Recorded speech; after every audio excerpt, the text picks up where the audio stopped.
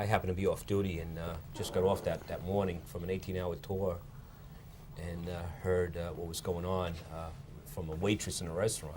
I was scheduled to be off that day, and I wound up getting the Detective of the Month award right. for my union.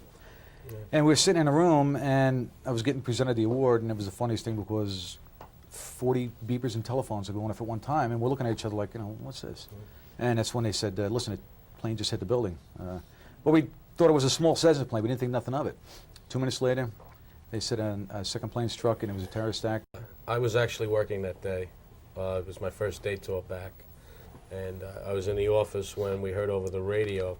As a matter of fact, I'll never forget, it was an emergency service officer went over the SOD radio, said that a plane just went into the North Tower.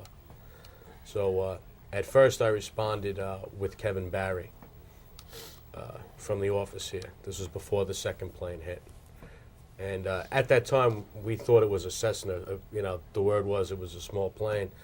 But when me and Kevin made the turn onto Washington Street and headed down, we both looked at each other and said, this is not a small plane. When we got down there, it was pretty chaotic.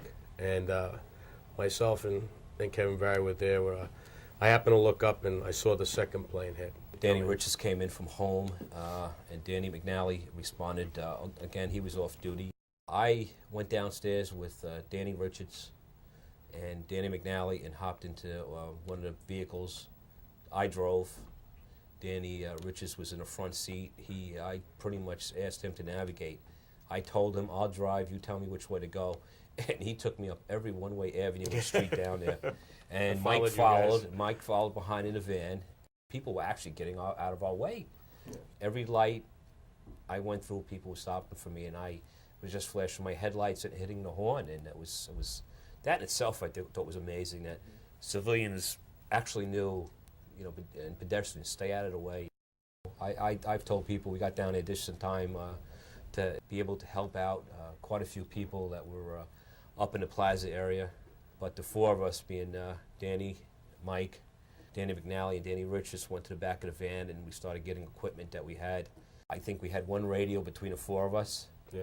What I remember pretty much was looking up at that North Tower and seeing the building, and having worked in the building trades and having been in the World Trade Center in 1993, I said, in general, those buildings are going to fall. The three other guys looked at me and I said, I'm telling you, the building's going to fall. And Danny Richards said, we're going to go down there and help people. Are you going to argue with me? I said, no, I'm not going to argue with you. We're going down. But I'm just letting you know, I feel the buildings are going to fall. And Danny, we just started walking down. There was no question on our task. Had nothing to do with the bomb squad. It was, we were, police officers that day. The four of us agreed to stay together. Danny Richards and Danny McNally went further in, and Mike and I stayed back up in the plaza. They went further in. They went into the lobby of 6 World Trade Center. He led the way up the escalator and, up onto the plaza. The last time I saw Danny, he was with Dan McNally. The four of us responded together, and when we made the turn to Building 6, I could see there was a lot of people in there as far as emergency service. I could see the uniforms of emergency service guys, and the two Dannys were going in, and there were several cops from Port Authority that were in the lobby. I said to Mike, let's go back out, and as people come out, we're going to tell them which way to go. And when we responded back to the outside of Building 6, that's when the North Tower collapsed. Yeah. Part of it fell on Building 6. That's what Danny Richards, it was just a matter of where they were standing inside the lobby. When this happened, you could see the film of civilians helping out injured cops and firemen. That shouldn't go. That doesn't go unnoticed with me. I came back to the office after that, and Mike and I, it took us a while to get out of the area and get back here. And when Danny McNally said that Danny Richards is missing, same thing. You figured, having spent some time down in the World Trade Center in the basements, okay, well, maybe he just slid down a slab and he's with these guys and they're looking for a way out.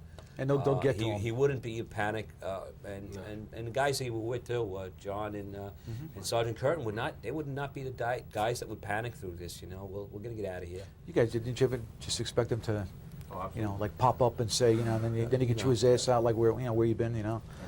If anybody could have survived, it would have been Danny.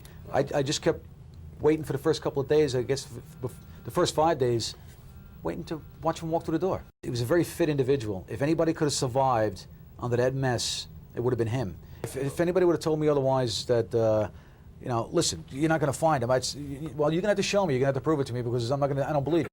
You know, we can get to him, but when you seen the mess that was down there, it's no wonder anybody survived that.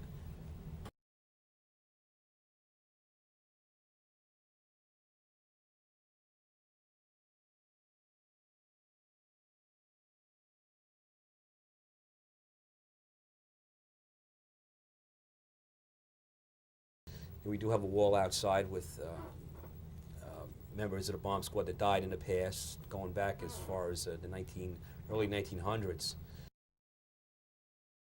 You know, and now seeing Danny's picture on the wall is kind of tough. You know, anytime I come in the office to see that, it's tough for me. You know, I would, and especially the way that he died. That day, we were not prepared for this. The city, this country, the state, weren't prepared for something like this to happen.